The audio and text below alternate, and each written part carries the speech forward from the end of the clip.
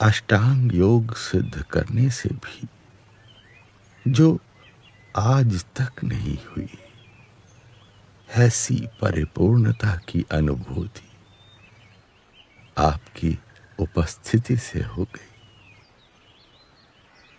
बहुत प्रतीक्षा करवाई आपने, बहुत प्रतीक्षा करवाई। गोपाल योगी जी, हाँ,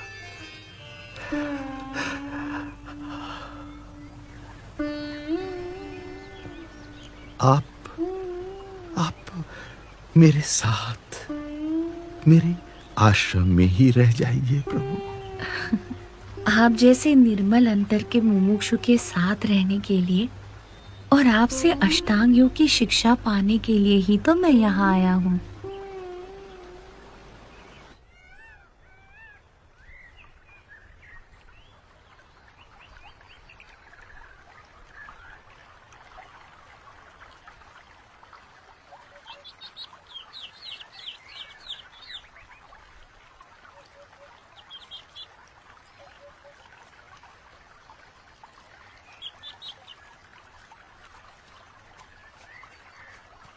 थोड़ा इसका भी सेवन कीजिए, ये ग्रहण कीजिए प्रभु।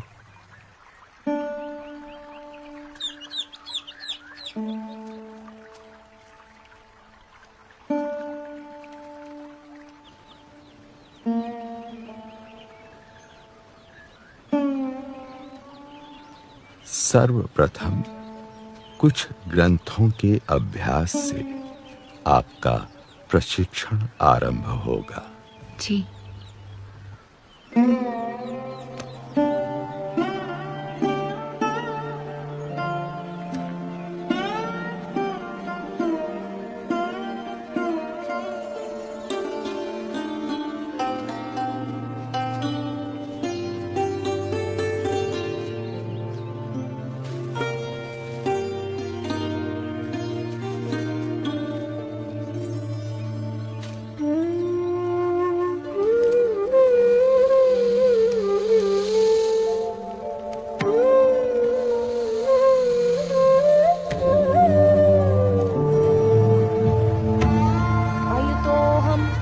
आयुतो मे आत्मा, आयुतं चक्षुः, आयुतं मे श्रोत्रम्, आयुतो मे प्राणः। अति सुंदर।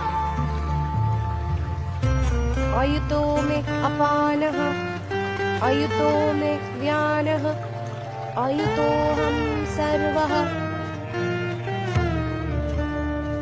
ग्रंथों के अभ्यास के बाद अब नेति, बस्ती, कंजरी, नौलिका, शंख, प्रक्षालन, धौती, त्राटक आदि हठ योग की क्रियाओं का शिक्षण होगा।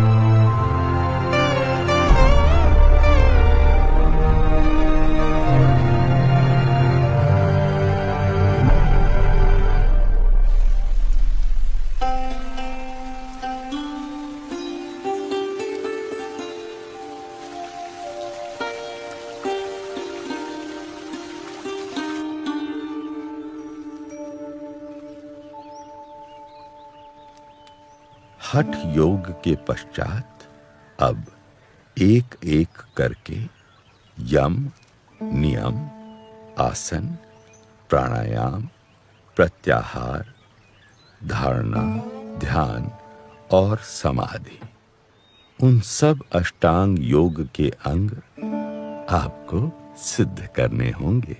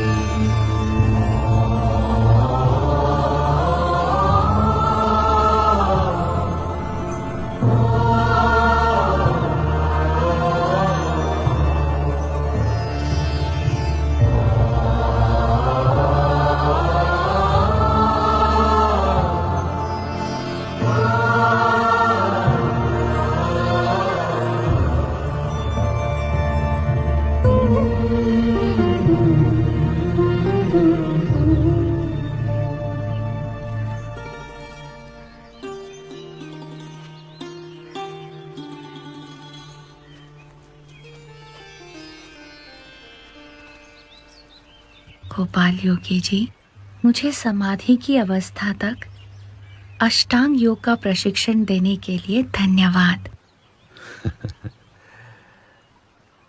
यह तो आपकी मनुष्य लीला है प्रभु कि मुझे आपकी भक्ति का अवसर देने के लिए आपने 12 मास तक मुझसे अष्टांग योग की शिक्षा लेने का यह प्रसंग उपस्थित कर दिया।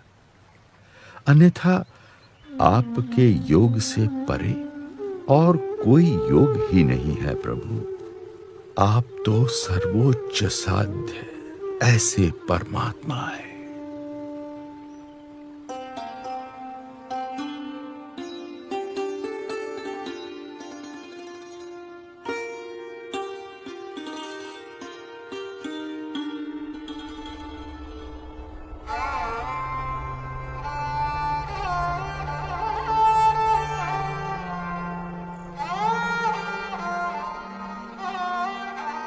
अष्टांग योग सिद्ध करने के पश्चात भी मेरी साधना में जो अभाव रह गया हो वह दूर हो जाए, ऐसा मार्गदर्शन मुझे दीजिए प्रभु।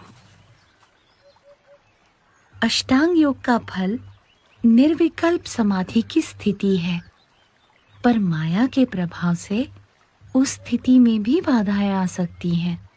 इसीलिए निर्बाध और परम कल्याण के लिए परमात्मा की कृपा से ब्रह्म के साथ अपने आत्मा की एकता करके शुद्ध गुणातीत ब्राह्मी स्थिति को प्राप्त करके परब्रह्म की भक्ति करना अति आवश्यक है।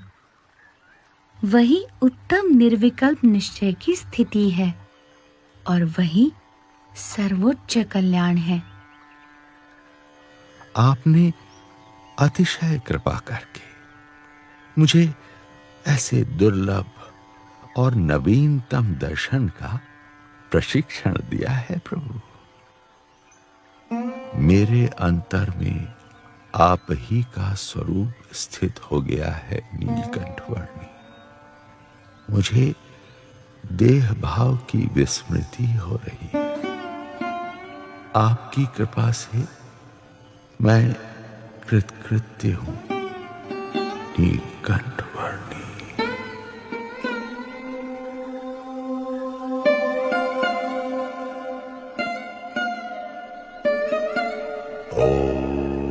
स्वतः अष्टांग योग सिद्ध कर लेने के पश्चात भी गोपाल योगी जी के लिए जो कुछ अपूर्ण रह गया था उसे वे नीलकंठ वर्णी के योग से प्राप्त कर पाए और परम कल्याण के मार्ग पर प्रयाण कर पाए। पृथ्वी पर कई ऐसे जीव थे जो अष्टांग योग जैसी उच्च साधना तो नहीं कर पा रहे थे, पर किसी न किसी प्रकार से मोक्ष प्राप्ति के प्रयास तो अवश्य कर रहे थे।